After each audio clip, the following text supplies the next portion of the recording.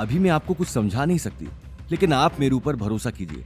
अगर मेरा प्लान सही बैठा तो चेयरमैन खुद आपको अवतार बुलाएगा और भाई के साथ डील भी साइन करेगा। शनाया अगले ही पल मुस्कुराकर वहां से निकल गई। वहीं दूसरी तरफ गौतम घर का सारा काम करने के बाद मार्केट में सब्जी लेने आ चुका था। मार्केट पहुंचते ही उसे अभिनव का कॉल आ गया। उसने अगले ही पल कार साइड में खड़ी कर दी और कॉल उठा लिया। Yes mister Abhinav. Sir sorry to disturb you, लेकिन यहाँ आपकी सिस्टर इन लॉ आई हुई है और आपसे बात करना चाहती है। मेरी सिस्टर इन लॉ? कौन है और क्या नाम है उसका? सर इनका नाम शनाया है और इन्हें आपसे बहुत जरूरी काम है। शनाया?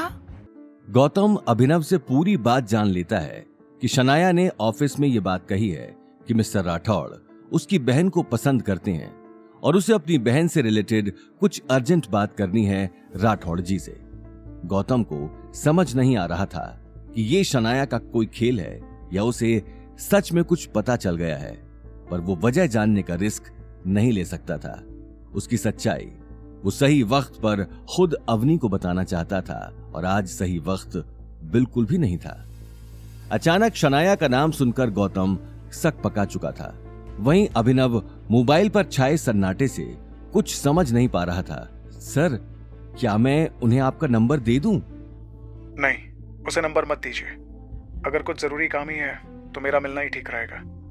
आप एक काम कीजिए, उसे आज शाम 7:30 बजे कैफे शीश महल आने के लिए कह दीजिए।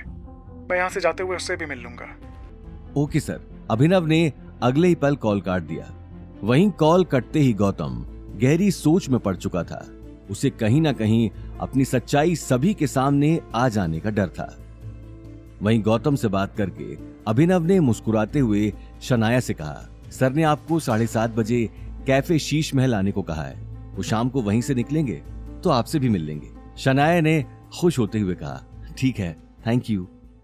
शनाया ने अगले ही पल टेबल से अपना बैग उठा लिया और घड़ी में टाइम देखने लगी। उसके पास अब ज्यादा टाइम नहीं था और साथ ही उसका राठौड़ परिवार से पहला इंटरेक्शन होने जा रहा था। वो तुरंत मॉल से अपने लिए एक ड्रेस लेने के लिए निकल गई। अभिनव इससे पहले कि कुछ कह पाता शनाया जा चुकी थी। ये देखकर अभिनव को थोड़ा अजीब लगा। अवतार से निकलकर शनाया बहुत बड़े से शॉपिंग मॉल में चली गई। शनाया मन ही मन बोली, दादी सा कोई गुड न्यूज बाद में ही दूंगी, पहले मैं तो देख लूं आखिर ये है कौन जो पूरी दुनिया को छोड़कर अवनी जैसी लड़की को दिल दे बैठा है और झट से मुझसे मिलने के लिए भी तैयार हो गया है, ये जानकर मैं उसकी सिस्टर इन लॉ हूं। ये बात सोचते हुए शनाया ने शॉपिंग मॉल से एक बहुत महंगी ड्रेस ले ली। देखते ही देखते 6 बज चुके थे। शनाया 1 मिनट भी लेट नहीं होना चाहती थी। वो अगले ही पल कार लेकर कैफे शीश महल जाने के लिए निकल गई। कैफे शीश महल पहुंचते ही वो अपने आसपास देखने लगी। आसपास कोई नहीं था। कैफे पूरी तरह से खाली था। खाली कैफे देखते ही वो कोने पर रखी टेबल पर जाकर बैठ गई। कुछ देर बैठने के बाद उसने घड़ी पर नजर डाली तो 7:30 बजने में सिर्फ 10 मिनट बचे थे। ये देखकर वो अपने बाल ठीक करने लगी और कैफे के गेट को देखने लगी। जैसे जैसे टाइम निकलता जा रहा था उसके दिल की धड़कनें तेज होती जा रही थी। बाल ठीक करते ही उसे दरवाजा खुलने की आवाज सुनाई दी। उसने घड़ी में देखा 7:30 बज चुके थे। उसकी आंखों में गहरी चमक साफ दिखाई दे रही थी।